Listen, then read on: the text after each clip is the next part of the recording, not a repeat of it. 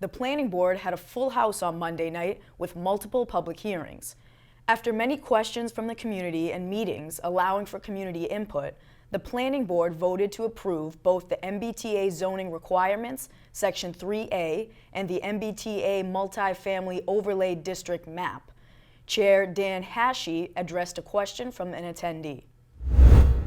What I'm wondering is how much have we already met because of the multifamily and the affordable or the housing that we already So have? I will ultimately defer to Sarah because she's the expert on this, but just to predict what she's going to say, this is not a production mandate. This is the state is forcing us to zone for, as she said, if for whatever reason if these particular areas were razed to the ground and we had to rebuild, this is what the zoning would look like. All our multifamily units as they exist are not countable towards any sort of quota in this calculus. And Sarah can speak to this.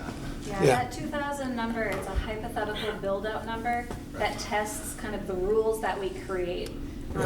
We're not getting measured on how many units actually end up on the ground or are on the ground now. This is really all about the zoning and not about, the present or resulting, composition of the land itself, if that makes sense. One way that we do get low-key credit, the fact that we already have multifamily housing does put us in a position of advantage because we already have neighborhoods that have multifamily housing. We're creating a district that's consistent with what's already there. And as a result, not every parcel, if we were zoning in an agricultural area, right, that was just acres and acres and acres of open space ready to be sold to a developer to take advantage of this law, you might see much closer to that 2,000 figure, right? Because there's zero there now, and there's just infinite amounts of economic incentive to redevelop and build as much as possible there.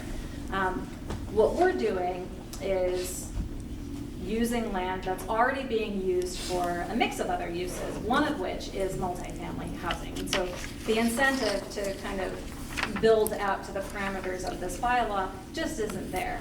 And that means that as a result of this, we're not going to see nearly as much redevelopment as some communities might who don't have as much existing multifamily housing as we do. So it's a position of advantage, but it doesn't count in one way or another towards compliance with the actual law. This bylaw will be voted on at the March special town meeting.